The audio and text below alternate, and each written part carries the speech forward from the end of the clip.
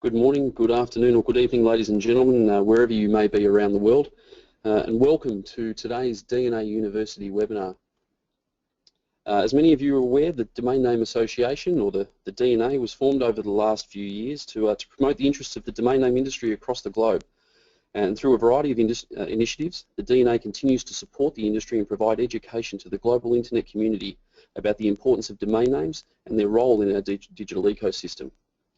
The DNA University is an innovative and vitally important extension of the DNA, an opportunity for leaders within the industry, many of whom are with you today, to come together and offer their insights and experiences with the shared goal of building a better, stronger domain name industry for the benefit of all stakeholders.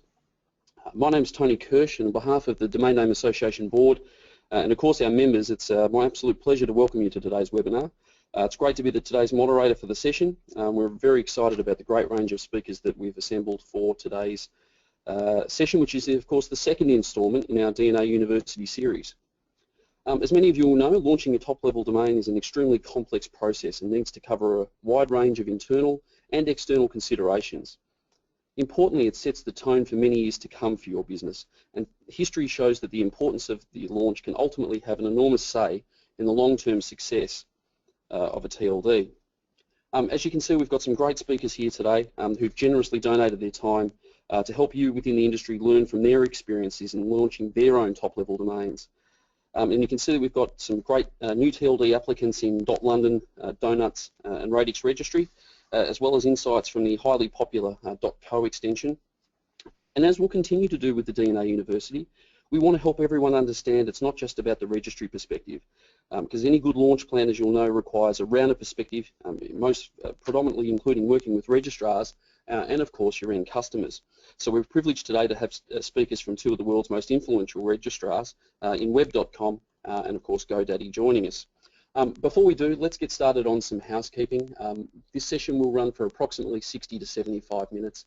We'll have a question and answer period at the conclusion of the speaker presentations, and you'll note that most of the attendees today will of course be from registries, registrars, or new GTLD applicants, or of course our extensive list of DNA members who are welcome today.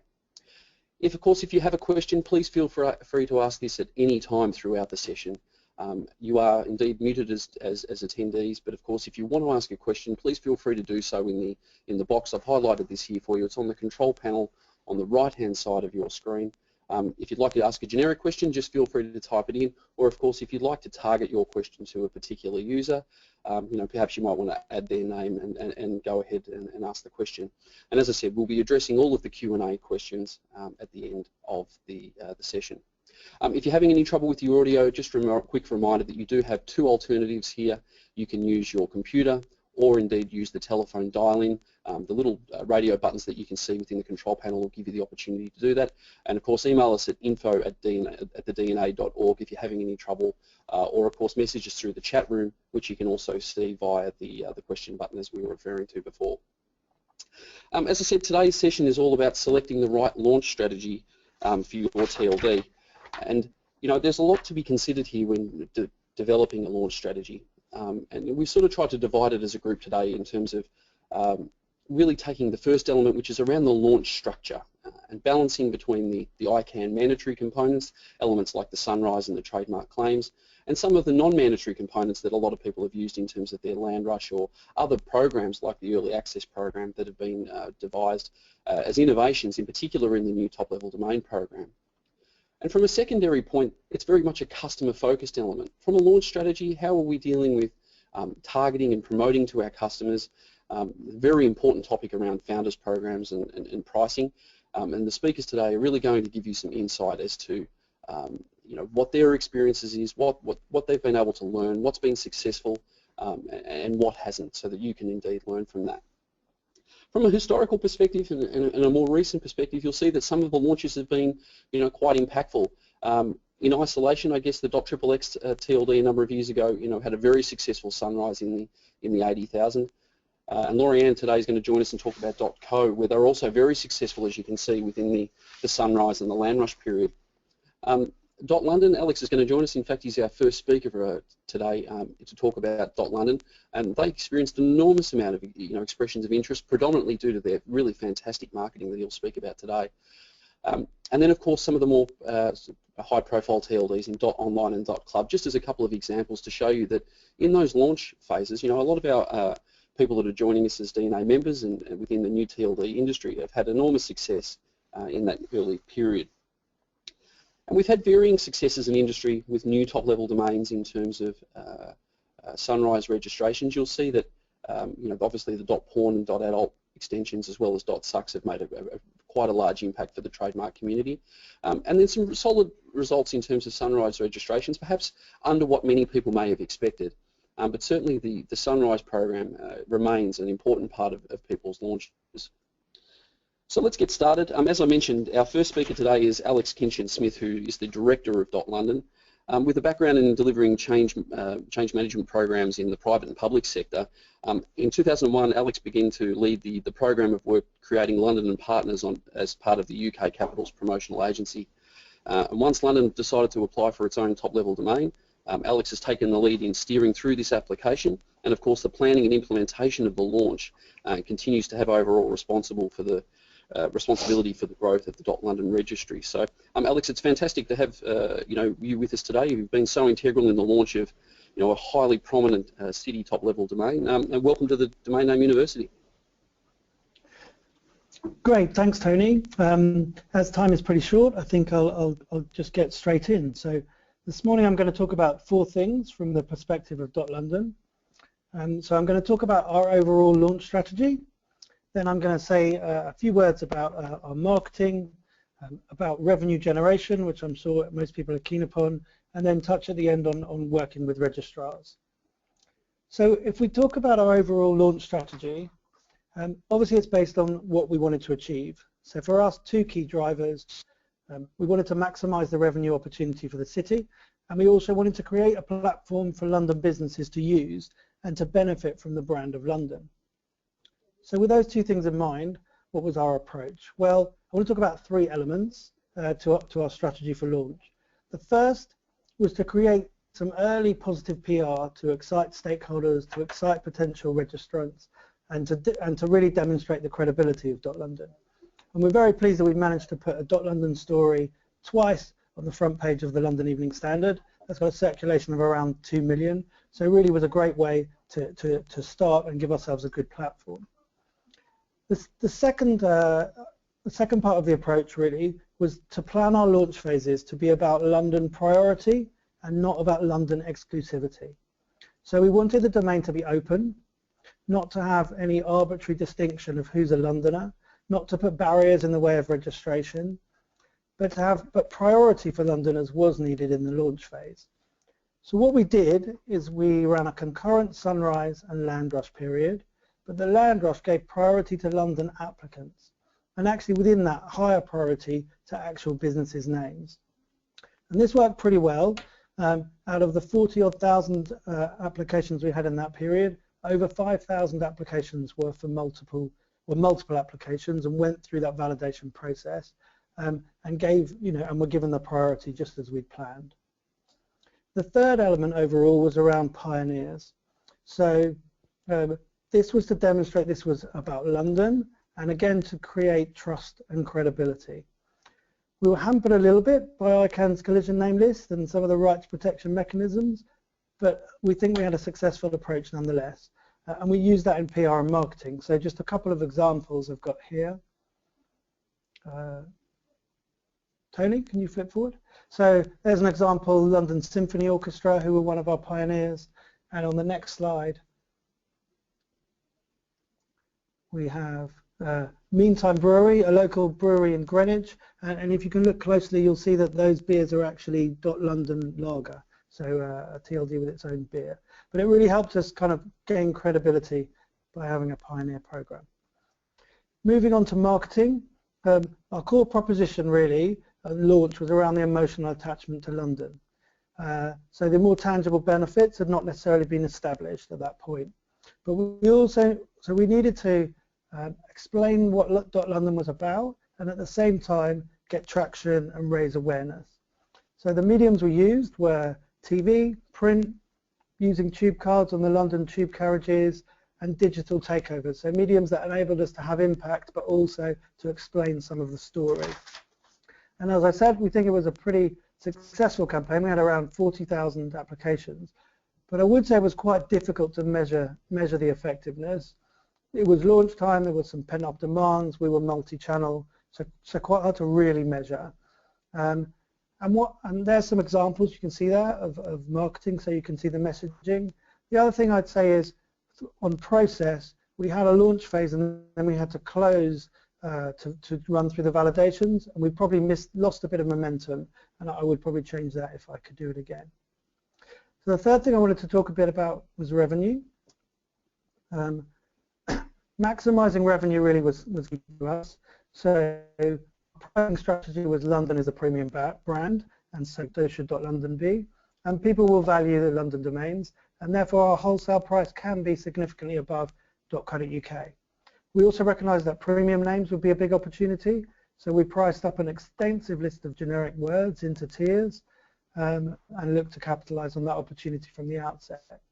We also, through the land rush phase, created around 2,000 opportunities to auction names, and that worked really well at the end of that period.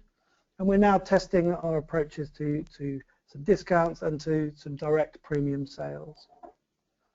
If we kind of look at the share of the pie, you can see that the opportunity with premium names and with auctions is pretty large, so making up with those two areas 40% of revenue to date, so a real good opportunity. So the last thing I'd like to talk about a little bit about is working with registrars, who obviously are really key to a successful program. This slide just shows you though that it wasn't, and it's not always plain sailing. So you can see there, I don't know exactly who's on the call, but if you go to GoDaddy, you're going to get a great bargain on alex.london. But if you go to one-on-one, you'll actually find you can't register alex.london. So just moving forward, the first thing I would say is working with registrars is absolutely key. If you can, and in this regard, I think we did some things well and some things we could probably do better. So doing things differently is difficult. And you can see that even our premium names, because of the renewals being the same as the initial registration, some registrars are still not offering those names. And practical considerations are very important. So our launch process was difficult for registrars to implement. I thank the effort that was put into all those registrars. We consulted over it. We tried to make it as easy as possible, but we had some fundamental constraints that obviously led to some issues. The last thing I kind of say is that customers can become pretty confused. They don't necessarily know who they're purchasing from, who's responsible for pricing, and what happens when things go wrong. So I think there is the opportunity for registries and registrars to potentially work slightly better together to find a way through some of those issues and improve the customer experience. And I think that's everything I've got to say from .london, so thank you very much. Alex, thanks very much. That's extremely insightful and very generous of you to sort of share some time around your experiences with .london. Our next speaker, ladies and gentlemen, is Karn, who is the PR and Communications Manager at Radix Registry. As many of you will be aware, Radix is the operator of a lot of fantastic strings, actually, including .tech, .website, and one of the most recent success stories, as you'll see in .online. And Karn's also responsible for the premium revenue channel for all of the Radix TLDs. For those who know him, he's an extremely friendly and professional guy. So fantastic to have you join us, Karn, and thanks for joining the DNA University. Thank you very much, Tony. So let me start with sort of Radix's process of shortlisting which strings to apply for. We actually spent a lot of time in a very data-driven process. We pretty much entirely went through the entire dictionary to come up with which specific strings we want to apply for. Once we were done with the process, we were lucky enough and fortunate enough to have applied for some of the best strings. So as of now, Radix has 7 live strings. We've already won in a total of 8, and we have 4 very big strings that are up for contention. .web, .shop, .music, and .doctor. So that's pretty much the base of how we got here. I'm going to sort of move on and talk about some of the things that work for us since the time of acquiring these strings to launching them. I think one of the first things that we need to look at is whether the string is generic or vertical in nature, because it sort of defines a lot, how your strategy would be based on that. For example, in case of .online, which already had .online and .site, which benefited from the huge buzz. They were ranked pretty high in CDO's value analysis, had a lot of prereqs that united domains. So there was a clear sort of an appeal and understanding of what this extension is about. So the focus was more on channel partners, as opposed to more vertical strings, where you also have to look at other aspects such as strategic partners and customers. And the positioning in the messaging defines a lot of how that extension is sort of perceived. An example of that is .space, which often registrars also sort of misposition because there's a certain connotation of space which relates to outer space, but the kind of space that we want the string to be understood for is more of your, sort of your personal space or your online space. So a lot of this comes from the kind of clear positioning that you have in a vertical extension. We also did switch from, initially we used the land rush model, and we eventually switched to the EAP model. This decision was partly analysis driven. We looked at the performance of other TLDs, but this also had to do with the fact that land rush, it extends the launch of the GA by a month. Customers sort of prefer a shorter model, which are, where you sort of have more instantaneous gratification. You know for a fact that you've already secured the name that you're looking for. So, and the last thing, the last advantage of using an EAP is effectively works as a crowdsourcing and for identification and pricing of additional premium domains that you might not have recognized. Lastly, coming to the timing of the launch, I think this should really be more about how prepared you are to launch that extension. I don't think it should have much to do with how the other extensions are, how their timing is being launched. An example of this would be, Clothing and Guru, .clothing and .guru, both launched on the same dates, and both did really well in their EAPs. Moving on, I believe channel partnerships. I couldn't stress the importance of channel partnerships more. It can really break or make a TLD. So we spent a lot of time in making sure we accredit, activate, and have registrars on board. They have systems implemented. We make sure they have all of our marketing collaterals, everything that we can provide for them to make sure that our launches happen well on their websites. Some of the things that we really focused on were prereqs, and it resulted really well. For example, in the case of .online, 1&1 and GoDaddy did exceedingly well, and a lot of the first-day numbers had to do with the efforts they made in order to get pre-registrations. So like I said earlier, you can't.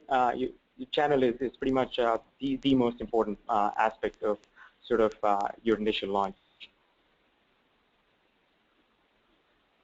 In terms of online marketing, we look at it in two ways. There's online marketing that focuses within the domain industry, and then there's online marketing that's directed and geared more towards end customers. I'll talk about some real examples of things that worked for us and those that didn't. We had a very successful campaign for .tech pre-registrations. The medium that we used was Google Display Ads, Twitter ads, Facebook. And what really worked for us was it was very targeted. We looked at startups, programmers, developers. The messaging was very clear. The landing page had very clear information. And as a result, we successfully had a lot of prereqs for .tech. An example of an online campaign that didn't work for us in one of the launches was a campaign we ran for .site. Well, this was, it was a campaign. Nothing of that sort had been attempted before. We sort of wanted to create a metaphoric representation of the current domain landscape, symbolizing, legacy TLDs which are rich and flourishing, but there's not much availability over there, as opposed to this new, mega site where you have all these new options. I think one of the problems with the campaign was it was a bit complex. So it could have gone either way, but unfortunately, I think the messaging was a little too complex for it to be effective. As far as PR and communications goes, we sort of try and make sure that we're in touch with all active bloggers within the industry. We want to make sure everybody knows what's been going on. That's helped a lot, especially in the case of .online, where we had a lot of buzz going on. People asked ask us during ICANN, or they congratulate us about the success of the launch, and that really has to do with us sort of being very active in terms of our communication. In terms of mainstream PR and communication, we're usually in touch with, we try and sort of get across organic fits in all top-tier publications, and it's worked really well for us. We've been able to get some coverage on publications like the Next Web, on TechCrunch. We've had some thought leadership articles, and what we've seen is building end consumer awareness sort of benefits all the stakeholders in the industry. Success of any new extension adoption by a brand or an individual is a win for everyone. So we always try and give examples of successes in other extensions, something like a smartcatch.fish or bornthisway.foundation or bigmac.rocks. These are great examples for end users. It's a bit tricky when it comes to premium and reserve names. I've had a lot of conversations with folks from the industry, and everybody sort of has their own way of dealing with it. The way we look at it is we have a really long-term view. We haven't priced them for today. So even though majority of our premiums are available through our registrar partners through EPP, some of our best names are reserved by us. And the intent behind that is we hope that these will be used by companies, startups, online communities, entrepreneurs, who want to brand themselves with very meaningful and memorable domains. We also keep aside certain domains for potential pioneers.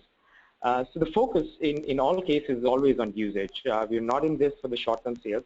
We'd rather hold on to names rather than undervalue the domain space. So we always sort of focus on getting active usage on our premium reserve names. In terms of offline marketing, we try and have a presence at all major events in the industry. So we're very active when it comes to ICANN, hosting Karn. We always have a big contingent. We always have sort of very visible presence. We also go to events like cPanel, which are sort of again within the broader domain industry. Aside from this, we've also been very active in end consumer events. So, for example, Collision, Rise, TechCrunch, we've had a booth at all of these events. It gives us a chance to sort of interact with end customers and sort of fits in well with some of our extensions like .tech. We also had a presence at South by Southwest, which got us a broader audience. So this sort of has worked out well for us, and it has helped us sort of spread the word within end consumers. These are just some pictures from some of the offline marketing efforts that we've done. On top left, you can see .tech. It's a digital truck that's actually currently going around San Francisco in different areas, and we're just sort of talking to people, telling them about our new extensions. The picture on the top right is sort of in the middle is a grilled cheese station that we did in South by Southwest, and we had sort of people tweet about their preferred .space name, and we got a lot of traction on Twitter. And the one on the rightmost is .host, which is from cPanel. So again, just some examples of the event sort of efforts that we've done. Again, pioneers and partnerships is very important. Again, I'll sort of talk about what's really worked for us, what hasn't. In case of .tech, there was we did a lot of research. We did SERP analysis. We looked at bloggers, startups, publications, and we did a lot of active outreach to these influencers. Thankfully, there was very good feedback that we got. The appeal was very clear, and a lot of them came back to us, and we ended up with more than 40 pioneers before the launch of .tech, with a lot of them going live shortly after it. So I think it's very important to have such partnerships and pioneers. It didn't work as well with .online. I think one of the issues we faced was we tried going after existing extensions that already had .online in the keyword. But what we found was it was very difficult to sort of have companies switch to an extensions when they're already sort of comfortable with the existing extensions that they already have, even if it meant that they would have a shorter and much more memorable extension. And I think finally it's very important to have be a part of a team that you love being a part of. We have a very autonomous, very collaborative environment. We share information a lot. We're very data driven. I think we have some of the best sort of BI that I think we spend more time and energy on that than probably anybody else in the industry. So I think being part of a team that has a lot of experience with it, Sandy and Neha have been part of the industry for more than 10 years, but also having a lot of energy and drive from dynamic new folks makes it a very fun place, and sort of really helps with the whole process. Thanks a lot for your time. I hope I was able to share some good insights that were helpful.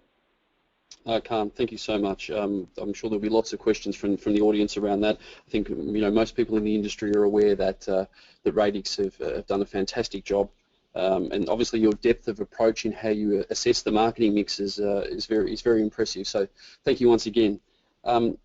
Just a quick reminder, ladies and gentlemen, if you do have questions, feel free to add them into the question box on the right-hand side in your control panel. It's a great pleasure, obviously, to welcome our next speaker, Dan Schindler, who is the co-founder and EVP of Donuts Inc., the largest portfolio applicant of new top-level domains. Most of you will know that for the last 10 or so years, previous 10 or so years, Dan was the CEO of CentralNic, but it's in his role at Donuts where Dan's responsible for handling a very impressive range of TLDs and their associated premium name asset portfolio. Dan's here to join us today and share some of their experiences in launching, obviously, multiple TLDs as part of the Donuts portfolio. Welcome to you, Dan.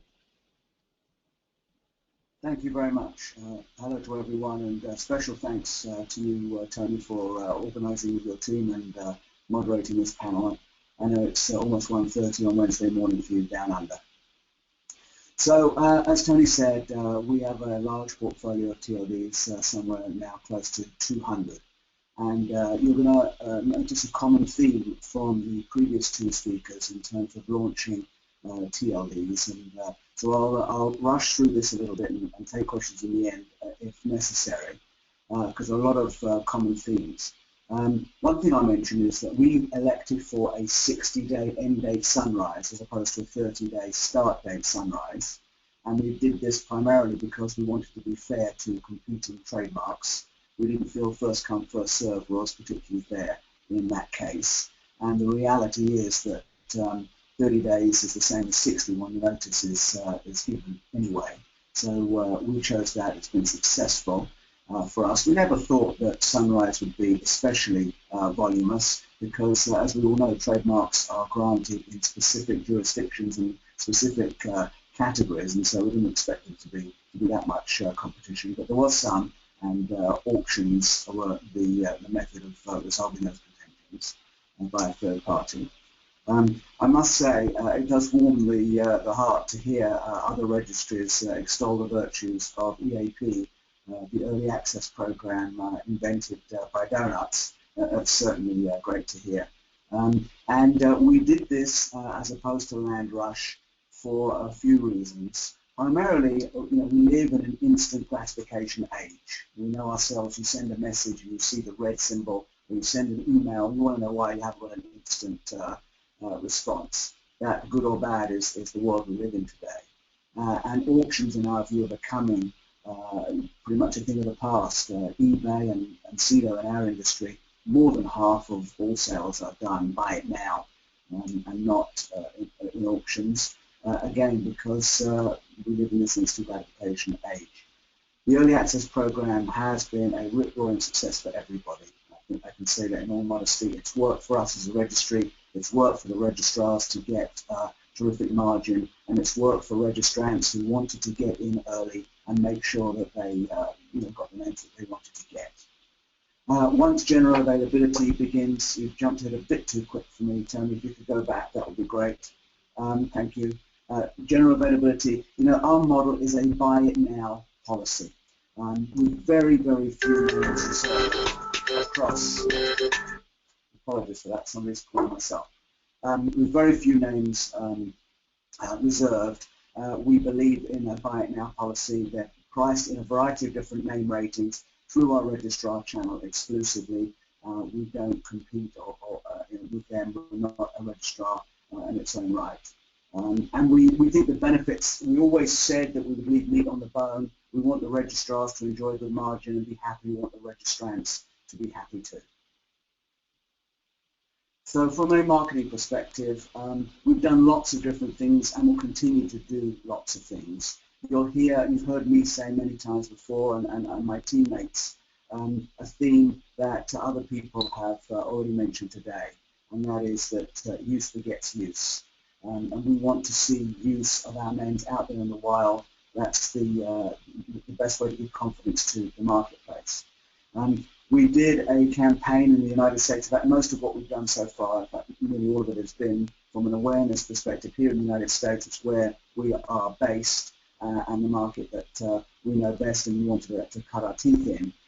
We did a freedom of choice campaign, which was a video that went out across a variety of different digital media.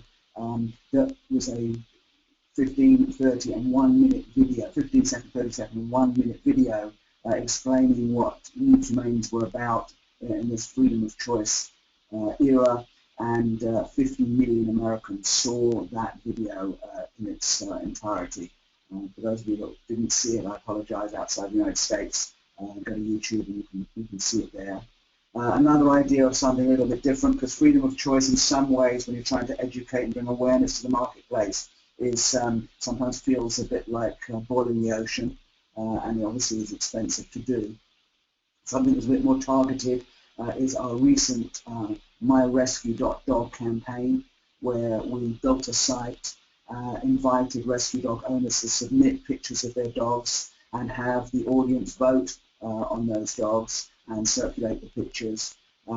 It's extraordinary the traction that this campaign has had. It ended up on different television channels, and when the votes are all gathered in the next few weeks, we will be contributing somewhere in excess of $100,000 to the rescue shelters of the owners of the dogs' favorite rescue shelters. From a popular culture perspective, and back to the use begets use, we've met with a bunch of movie studio executives, talked to them about .movie. We feel this is a TLD that can bring high visibility, not that there'll necessarily be millions of names in the .movie zone file at the end of the day, but it is a name where folks can see that it doesn't have to end in some of the incumbent TLDs. Lionsgate were one of the most willing and excited movie studios to look to this new TLD in .movie. They launched the Hunger Games .movie, as I know many of you would have seen in the movie studios, with the movie coming up and being launched soon. Freeheld was another one that they've done. Other examples, The Last Witch Hunter .movie, Norm of the North .movie.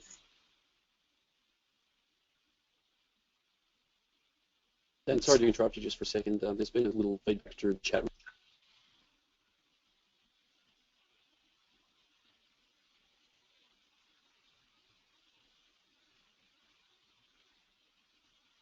Have I been cut off because I can't hear anybody?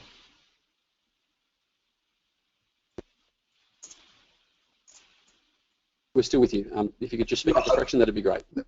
Okay, yes, we'll do. Apologies. So more general awareness marketing. We've created a site called name.kitchen. It's a resource for individual proprietors and small businesses to go to and learn about naming and in the domain name space. It's original content created by ourselves, plus a bunch of third-party content that's focused on business naming.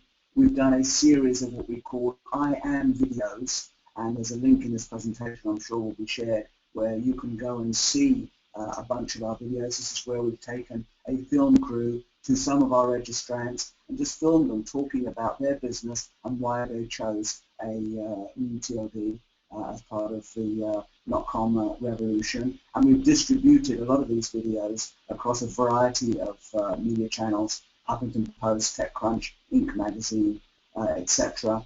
We've done some specific ads through Facebook, which have proven to be very successful, targeting certain groups. Photographers, fitness professionals have been some we've been particularly successful with. And like the others, trade shows are an important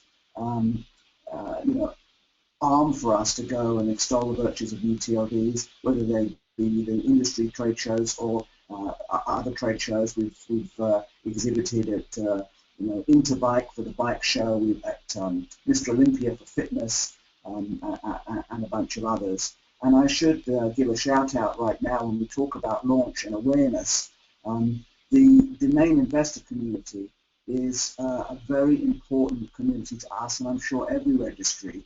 The domain investors are the group who are in the know, more so than the general population, And so they have been terrific in registering names and in some cases flipping names that bring awareness to new TLDs and the value of those new TLDs. So I think it's important to shout out the good work that they've done for us and I'm sure for all registries.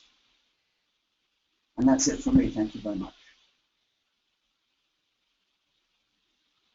Dan, thanks very much. As always, brilliant to hear from Donuts as you continue to pave the way with your innovations, not just in the launch with your EAP, but obviously in your marketing approach for your extensive range of strings. So thanks again for your time. Our next speaker is Lori-Ann Wardi, who is the Vice President of .co in the domain extension. Lori-Ann has a variety of roles here, and she's responsible for the brand strategy, business development, and the global communications, and spends a lot of her time traveling the world and preaching the Bible of .co. Lori-Ann was a part of the .co team from the very start, and has helped to inspire many of the world's coolest big brands, Twitter, Google, Cisco, and Amazon, to name a few, to innovate online using their .co web addresses. And I think all of you would agree that .co has been one of the most successful, not comms to steal the Donuts vernacular, TLDs, and many of the innovations that Lori and her team have undertaken with .co have set the benchmark for a lot of new TLD applicants. So it's a real privilege to have you on the call today, Lori, and welcome to the DNA University. Thank you so much for having me, and thanks for the kind words about .co. So for those who don't know, .co was actually, or is actually, the ccTLD of the country of Colombia. We launched .co in the second level globally in 2010. And for all intents and purposes, it was like launching a new TLD from scratch, even though we did have several thousand at the .com.co level. .co was at ground zero. So we went through all the traditional launch phases familiar to all of you: sunrise, land rush, general availability. Happily, the launch was really a great success. The very first minute we opened for registrations, we learned very quickly that there was a lot of pent-up demand for options to the incumbent legacy domain brand. Within the first minute, we had 22,000 registrations, and over the first 10 days, we had 300,000. By the end of the first year, we had 1 million registrations.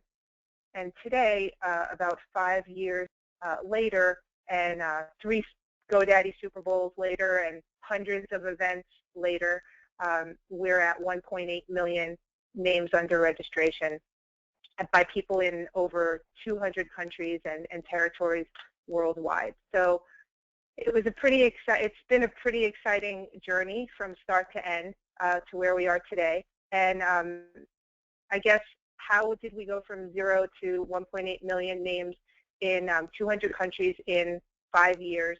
And what are some of the things that we've learned over the past 5 years that we can share with you that can help benefit you in launching your TLD?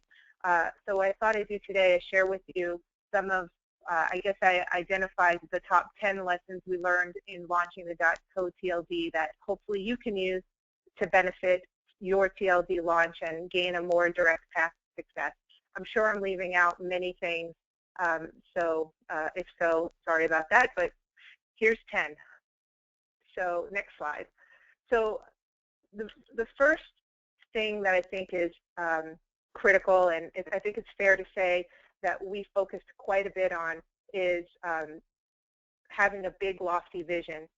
When we started .co, we wanted to be the domain of choice for entrepreneurs, startups, disruptors, tech visionaries, people who are looking to disrupt the status quo. Anyone with a big idea and a dream could really create something of value on a .co. So our idea was that we wanted to be the first domain to really decommoditize the letters to the right of the dot and to create the world's first TLD brand.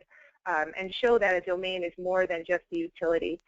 And also, we wanted to be more than just a domain, and to create a thriving community of innovators and entrepreneurs who would help one another and to infuse more value into the domain. So there's still a lot more work for us to do on that, but the vision remains true to this day, as true as it was early on when we started. So the next slide, I'll just now get into the lessons. the first lesson is you need to have, to build a great TLD brand, you need a great product. This might seem pretty obvious, but you need to have something that you really have bragging rights to. With .co, I think we were very excited about the fact that right off the bat, CO means company. It's short, it's memorable. We used to joke to people that it's shorter than .com, so it'll save you a third of your time. We built value into the domain and our product by creating policies that would encourage real businesses to build businesses and brands online, trademark friendly policies, premium pricing to discourage squatting and warehousing, and over time, to build in more value to the domain through what we call our membership program. So, we really wanted to focus, as Dan said, on getting use cases, getting real people building real businesses. Our biggest fear, and what we talked about all the time avoiding, was building a domain ghetto where we get a lot of registrations, but nothing of value built in the space. The next lesson that we learned pretty quickly on is that even though you need a great product, your customers don't really care about domain names or your products. They care about themselves. So in our marketing, we learned pretty quickly not to talk about ourselves and our domain and what domains are and what domains do. What we tried to learn, what we tried to do is focus on the people who needed a domain and what they were trying to build, achieve, and accomplish. So all of our marketing really focuses on showcasing our customers as opposed to showcasing the .co domain itself. I'm going through these pretty quickly because there's still 7 more, and my time is running out. So lesson 3. Part of our launch strategy, as with many of my colleagues today, was to find high-profile, high-impact early adopters.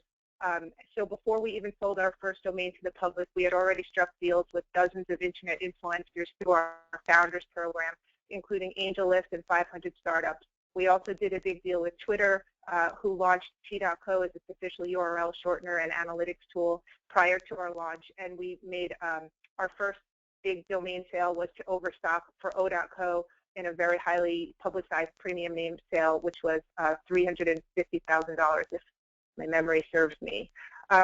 Lesson 4. With a name as broad and encompassing as .co, we could have targeted everyone everywhere, and when we started, that's exactly what we did. But we learned very quickly that without a massive budget, you can't be all things to all people. So we honed in on our target market, and my recommendation to you is the sooner you can do this, the better off you will be. We laser focused on what we call tech stars and web entrepreneurs, the people who are creative, bringing ideas to life online, forward-thinking early adopters, ready to take a risk on a new, unproven domain name, and in fact maybe feel proud about being one of the early adopters in that vein. Because once you get the early adopters, everyone else will follow. The next lesson is engage your channel partners in creative ways. Our channel team is really awesome. They, from doing Super Bowl commercials with GoDaddy to finding and creating marketing collateral at every step of the way to help the channel to spread our message in a consistent way, and finding new ways to drive business to our channel partners. There's always there's always some new creative way that our channel team is trying to engage and work with our partners, our channel partners. The next lesson is great partners are force multipliers that can become part of your silent sales team, so to speak. Once you really are clear on your vision and you know your target market, it really helps you hone in on the right kinds of partners to focus on. For us, we realized that was incubators, accelerators, communities of startup founders, co-working spaces, and event media and media companies that focus on those spaces. So we really use partnerships and events to help spread awareness, to engage our community, and to create goodwill amongst our target market, even for people who aren't necessarily on .co, but we're hoping we'll eventually build something on the .co in the future.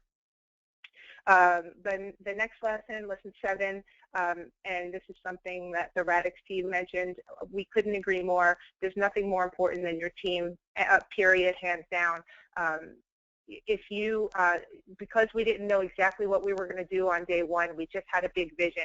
You need a team that's willing and able to think outside of the box and figure out and try millions of different things to find the right strategies and tactics to create your vision and you know, get what you want to achieve to happen.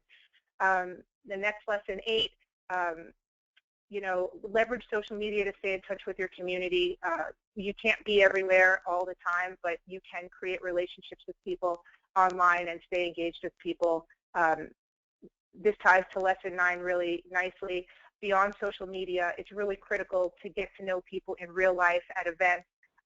You know, with the competitive landscape changing and all these new TLDs out there, new technologies are making it easier to engage with customers online, but if you meet people in real life, that really changes the dynamic, and you go from transactions with people to relationships, and from people liking your domain to loving you. So if you can create a fun, engaging environment for your customers, love your customers, and they'll love you back. They become your evangelists and ambassadors, and once that happens, everything starts to flow. And finally, lesson 10, when we launched .co, there were a ton of skeptics, naysayers, and I like to call them haters that were around every corner predicting our demise. And you know, people would say, this is .com is king, .co is just a typo of .com, it's the next .cm, it's all just for typo and squatters. And so we knew better, we knew what we were trying to achieve, and we held firm to our vision. The fact is that every GTLD, probably even yours, is going to be met with skeptics. So if you have a great product, a strong vision for bringing it to market, and you keep your aim high, stay true to your vision, let your success silence the critics. And that's it. I think I'm over my time. Lorianne, thank you so much. As you say, the haters are going to hate, but you know, I think .co really set the tone for new TLD launch programs and your marketing efforts. So congratulations to you and your team, and a very big thank you for joining us today. As I mentioned in the introduction, we're going to move to the registrar side of things now, because we wanted to provide a holistic view of launch strategy planning, and there are not too many people more qualified to speak on this topic than our next 2 speakers. Shelialla Stokes is the Director of Product Management for Domain Onboarding at GoDaddy, where she's responsible for the TLD onboarding roadmap, which includes deciding which TLDs GoDaddy onboards, when they are onboarded, which phases are supported, and how product flows balance out customer registry, ICANN, and GoDaddy needs. And if that's not enough, Shelialla continues to be deeply involved in shaping GoDaddy's TLD platform. So I'm sure many of our listeners today will be very interested to hear your views on launch strategy and planning, Shelialla. Thanks very much for joining the DNA University. Thanks, Tony. Appreciate the opportunity to be here. So I guess we can get started. So there's much that one could talk about when it comes to launch strategies for these new TLDs, but my focus today will be threefold. Providing a great, simple, consistent customer experience, successful merchandising, and by that I mean domain discovery, upsell, cross-sell, and bundling, and last but not least, easy onboarding. In talking through the successes and challenges in these areas, I hope that you know, it will help registries and registrars foster even greater collaboration so that together we can really help these new GTLDs reach the tipping point for mass consumer adoption. So with that, let's start off. So a simple, consistent customer experience. It's something that we as registrars need to continuously push for as advocates for our customers, because ultimately this is one of the factors that will help drive customer satisfaction, which in turn will play into higher search to registration conversions. One challenge is that there's currently no standardization around TLDs with special requirements or restrictions. Some have policies with stringent verification, others, you know, require that customers just self-attest or agree to terms in the user agreement. From a customer's perspective, this can be confusing, especially if a customer is interested in multiple domains associated to different TLDs that belong to or the same or a similar category. Another challenge is when TLDs have eligibility restrictions that are not clear or easy to articulate to our customers. You know, it's a source of unnecessary confusion, frustration, and drop-off for our customers. In a similar vein, TLDs that have an offline eligibility verification process often cause the same sort of frustration for customers. NYC actually was a great example of a TLD that had eligibility restrictions, but made them very easy to articulate to our customers and also provided a real-time API to verify eligibility. Additionally, as advocates for our customers, we need to provide them with open, honest, and complete information up front. Therefore, it becomes critical that we don't have misses in accurate cost and inventory data, and that we maintain stable pricing structures. I've been on a number of cleanup efforts where customers were charged the wrong price or were sold names that belonged on a block list. Also, I've seen TLDs move from a standard base price model to a tiered pricing model midstream. This often becomes challenging to message to the customer. Okay, so next we have successful merchandising. With a slew of new TLDs, customers are faced with much more complicated buying decisions. Success in merchandising is key to helping customers find the right name for them and to help actually with the widespread growth and adoption of these TLDs. So one key element here is registries not just depending on registrars for marketing, but doing their own due diligence in this area. This includes their own outreach and signage, etc., but also includes sharing their thoughts about how TLD should be positioned, who the target audience is, and what the key message they want to deliver to customers is. With so many TLDs to manage from a registrar perspective, sharing those details with us can really help drive more relevancy and intimacy in all elements of merchandising. So both NYC and London are good examples of registry really taking a lead in this. Another important point is pricing for price-sensitive customers. Many SMBs actually fall into this category, and retail penetration is critical for long-term success of these TLDs. Additionally, lower price points can help with renewal fluidity, as well as create bundling opportunities with other related services such as hosting. And that's what ultimately helps create stickiness and will benefit domain renewals. We often actually see this with some of our legacy TLDs like Com and Net. Long-term success of these TLDs is also dependent on customer awareness of how these namespaces can be leveraged. So showing namespace usage is important, and I think some folks mentioned that earlier. Some TLDs leverage Founders Program to do so. And that's great. I mentioned earlier that the success in merchandising, encompasses helping customers find the right name for them. This becomes more challenging when registries start to hold back a ton of high-value names. Customers should be able to depend on a one-stop shop for all their domain needs. And the next point, second level of customer awareness, this really refers to our customers' customers. There are many that believe namespaces with strong policies and verification processes will create trust with consumers. However, there's a lack of a consumer awareness still, so messaging why two similar TLDs have very different verification processes and the true benefit of one versus the other becomes quite challenging. Finally, normalization of pricing and policies across similar TLDs. This again relates to the point about awareness and customer messaging. However, it also relates to making bundling of TLDs easier. Bundling three similar TLDs that have extreme variations in price points or policies is tough. All right, so last but not least, let's talk about easy onboarding. It's critical to understand that with so many TLDs to onboard and with finite resources, product roadmaps are packed. So to get a TLD on the roadmap, there either has to be a great promise in that TLD, or the TLD has to fall into the simple to onboard category. Simple to onboard generally means that standard pricing models are being used and that the TLD can be quickly integrated, say, via EPP. Often, we see that even though a TLD can be largely integrated via EPP, eligibility verification falls out of that. We also sometimes find that even though eligibility criteria has been very clearly and narrowly defined, the registry doesn't have any real-time API that can be called for verification.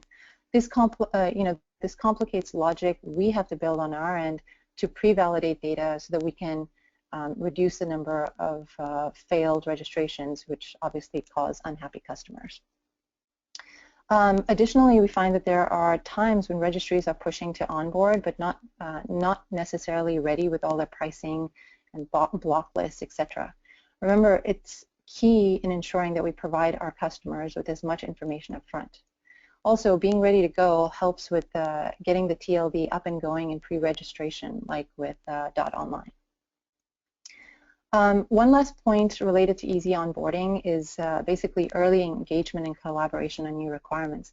Early engagement will hopefully result in building out more standard implementations that ultimately will lead to easy onboarding. And Donuts, Donuts TLDs is a prime example with EAP. All right, with that, I will conclude by once again saying, I hope that registries and registrars can foster even greater collaboration. I mean, this is just the beginning, and we have a long road ahead of us in gaining mass consumer adoption for these new GTLDs. Thank you.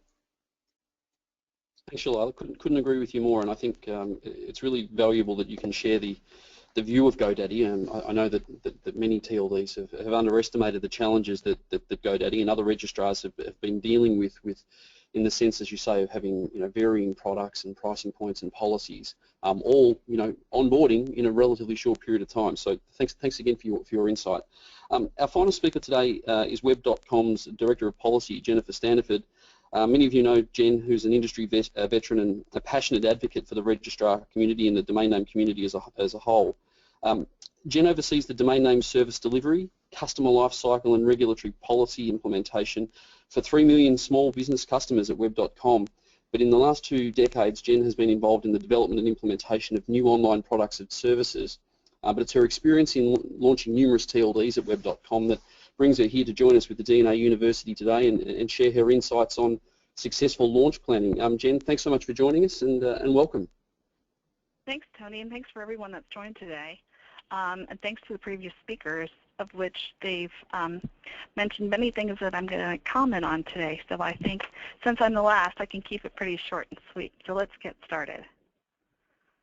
I'd like to just take a moment to highlight some of the key accomplishments as it relates to the launch of new TLDs that have been a collaborative effort of all those speakers on today's call, as well as anybody within the DNA community and the ICANN community. As it stands today, the community as a whole has registered 7.4 million new domain name extensions, of which 748 have been delegated. Brands are embracing new TLDs with the launch of new sites such as Google with abc.xyz and Apple with xcode.apple. This has forced registrars to change the acquisition process as it has shifted from removing the drop-down to no longer allowing that within the domain name acquisition paths. So there's been some great strides that have taken place since the launch of the new TLD program amongst registries and registrars. Some of the lessons that we've learned, and Alex mentioned this earlier today, regarding to London, some of the key points that I want to elaborate on a little further. Adoption of various TLD operating models. Obviously, registrars have been under the gun around adopting new TLDs that consist of different life cycles and different pricing models. So it's been very important that we work in collaboration with one another to ensure that we can carry out and support the TLD operating structure, as well as the communication, the target marketing around that particular TLD. As it pertains to the value proposition, key is the partnership between the registry and the registrar to deliver clear, cohesive, and understanding of the TLD. I'm just elaborating a little further about what Ms. Stokes was referring to at GoDaddy, knowing that registrars, for the most part, have been drinking from the fire hose around onboarding TLDs to ensure that we're targeting the right audience with the right messaging. And we need the registry's help in order to do that effectively. Multi-channel brand awareness. I'd like to just point out here, and I'll give you an example of what Donuts and Rightside has accomplished on the outreach of targeting to verticals and segments. I'd like to refer back to a university that I'm a big fan of, with Virginia Tech. A college graduate of aerospace recently was an early adopter of his .engineer TLD, and that was showcased by RightSide because they found this student, as well as, publicized his story. From GoDaddy's perspective, and Dan mentioned this earlier, was around name.kitchen, was basically is a kitchen sink which showcases early adopters of TLDs and their stories.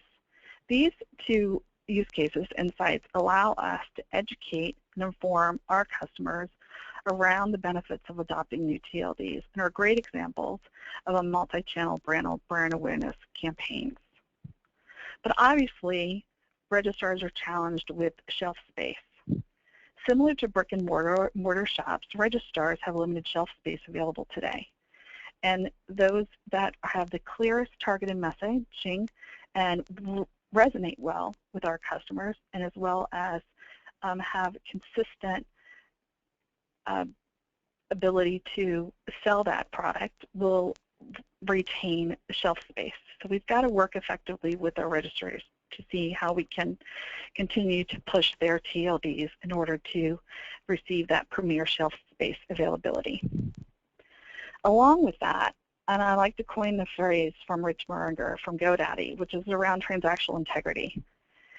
Ensuring that the registries operate in an EP-based transmission of a registration data from the registry to the registrant, so that that represents true and accurate reflection of the domain name status, availability, and price.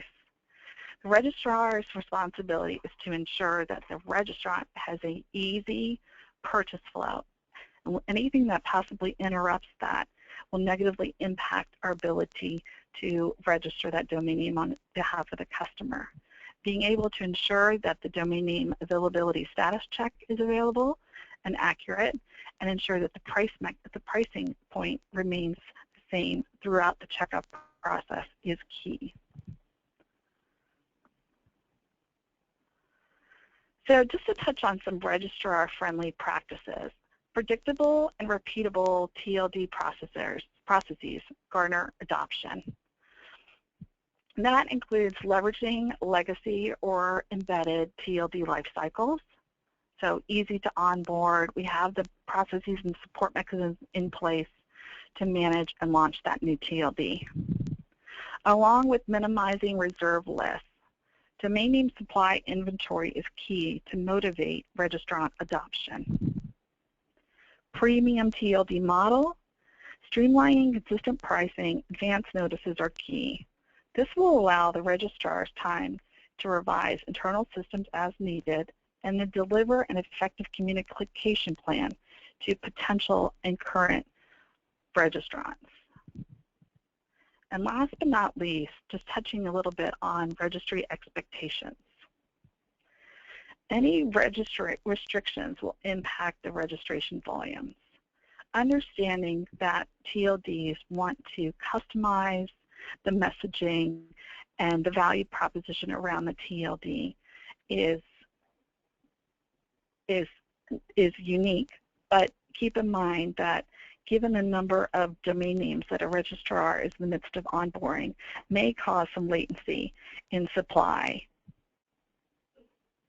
In order to ensure that the TLD is successful, we ask for registries to work with us in a cooperative manner so that we can incorporate marketing programs that allows both parties to develop creative messaging and reach out to the proper target audience. And last but not least, embracing the challenges as we move forward with the launch of new TLDs. I'd like to take a moment to give a plug for the Universal Acceptance Steering Group, of which I'm a participant and a member of. And key in order to make sure that new TLDs are successful is to ensure that the domain names are treated and accepted like legacy or embedded TLDs that have been in the marketplace for over 30 years. So, for instance, being able to use your .online domain name extension the same way that you would use your .org domain name extension in any sort of transaction that takes place on the internet, whether it's email, linking, using it for logging in for your credentials. We want to make sure that that's used and supported in the same manner. General market awareness. It's taken 30 years for .com to reach the growth where it is today and 26 years for .org. So we ask and request that registries be accepting of the fact that time and perseverance are significant for the domain name zone growth. And given the fact that many of the domain names have either reached their first anniversary or approaching their first year anniversary, it's important to focus and maintain on the earlier adopters and maintain the list of customers through renewal efforts and continued growth.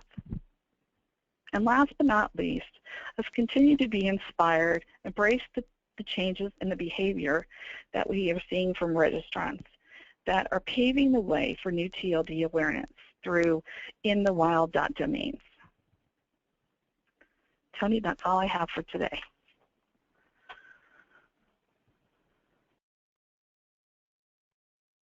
Thank you so much. I completely agree with you. I think patience is absolutely the key for new TLD operators launching in this marketplace. I think many of them have had some slightly unrealistic expectations and are learning through their launches that it's going to take some time. But completely agree with you and really appreciate your insight. We've got about 10 minutes left, ladies and gentlemen. So we're going to ask a few quick questions of our panel. There's a number of them in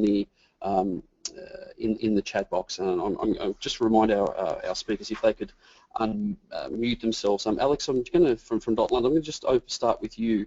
If you could unmute yourself, please. What did you? One of the questions in the chat box here, Alex, is what you learned from your structured launch phases as you described in your presentation, and if you had your time again, would you do it again? That's a good question.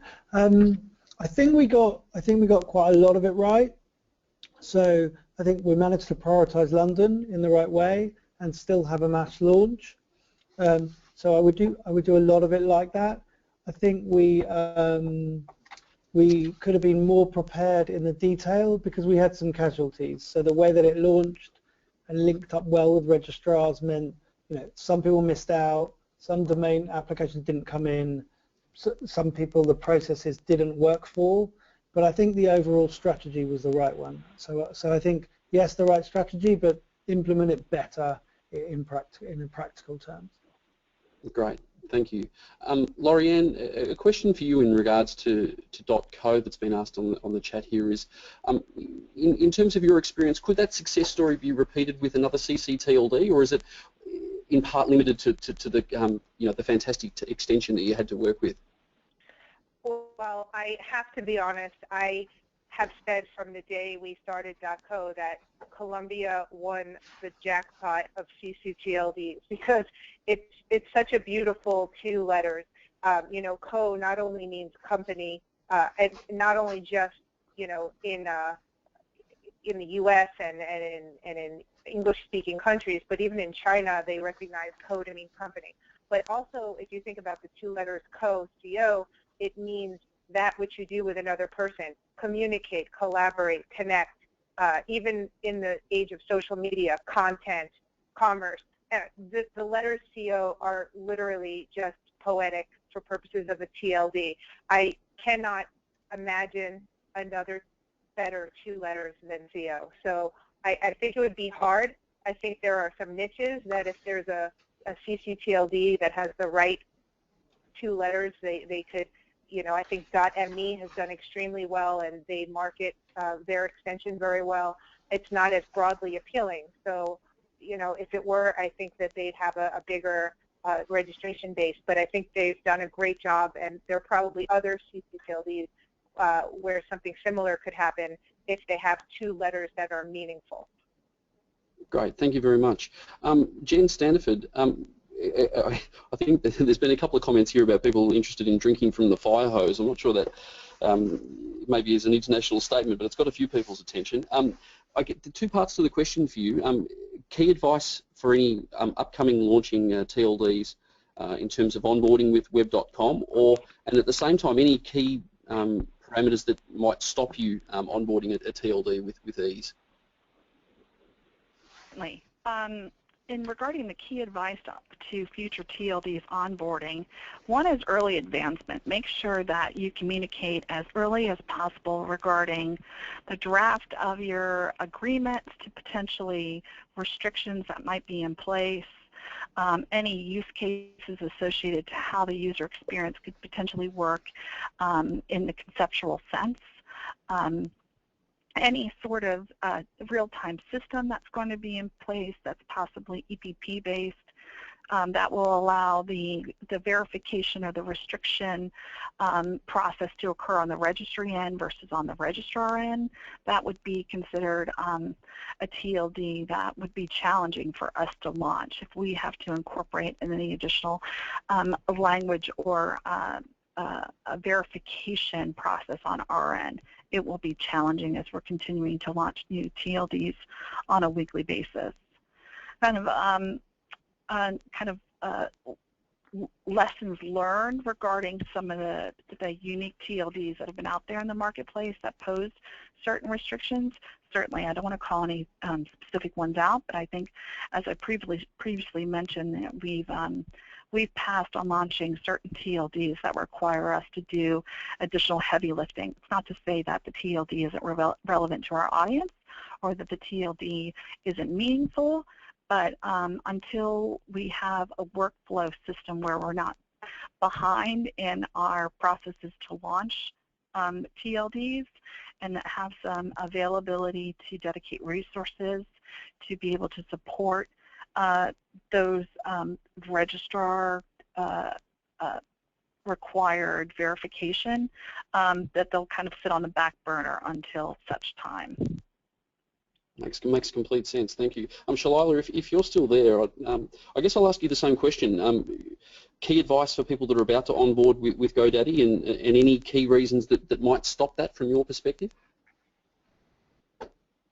Sure. So I think I would actually echo Jennifer's comments. Really, first and foremost, if you can, keep it as simple as possible. And if you can't, and if you do have restrictions that you want to implement, then definitely, oh, I hear music. Anyway, if you do have restrictions that you want to implement, definitely let us know, as soon as possible so that we can think through how best to do that. And then, of course, we will sort of assess the. Sorry, there's music in the background. Anyway, I think maybe this is enough for right now, Tony. Thank you. I don't know where that music's coming from, but it was kind of nice. Thanks, Phil. I really appreciate that.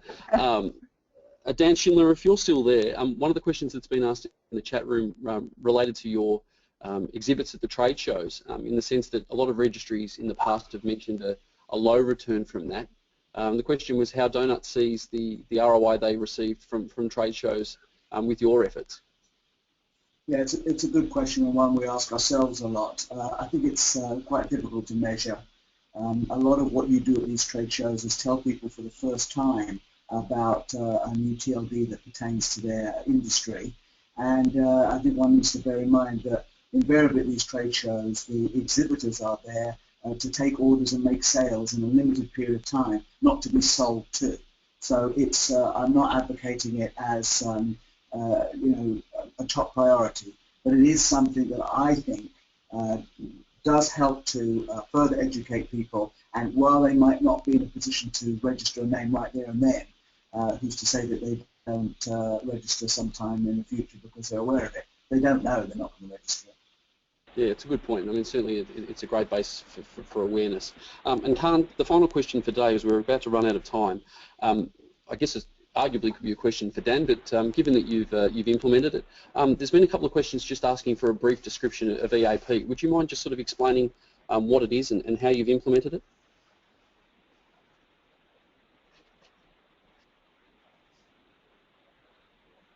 I'm happy to take that, Tony. Yeah, I think we might have lost Karn. So yeah, Dan, given that it's your design, I guess it's fair enough. Can you hear me? Yes. Oh, no, you're back, Karn. Thank you. It's all yours. Yeah, sorry. Sorry, could you repeat the question again? The question was around EAP. A few questions today have just been asking for a brief description of what it is and how it works. The Early Access Program? That's right. So it's essentially a Dutch auction. There's a different price that you pay, which is the highest on day one, and sort of keeps gradually going down. And then you have you plateau on the prices on day 5, 6, and 7. And the idea is, again, you sort of pay a premium in order to secure your name first. So we sort of use pretty much the similar sort of pricing that Donuts and RightSide have. That's great, thank you, and credit to Donuts in terms of the design. Ladies and gentlemen, that's all we've got time for today on the DNA University webinar. Thank you so much for your attendance. There will be a survey sent out shortly to all of you attendees. It'll take 30 seconds. If you could be kind enough to fill it out and send it back to us, just gives us some great insight as to how to continue to work with the DNA University and modify the events to best suit the industry. There's been a number of questions around will the deck be available. There will be a full recording available soon on the DNA website, which is the dna.org. You'll be able to look at the DNA University section there and watch and download a full copy of today's recording. And of course, if you've got any questions in the meantime, please feel free to email us at info@thedna.org. But on behalf of the speakers today, thank you very much for your time, and of course our DNA board and members. Thank you everyone for your attendance. It's been a real pleasure to have you. We look forward to having you for the 3rd episode of the DNA University webinar, which will be running as a sort of live event at ICANN Dublin for those of you that will be attending. We'll also make that available via remote participation. But until then, thanks very much from the DNA University. Goodbye.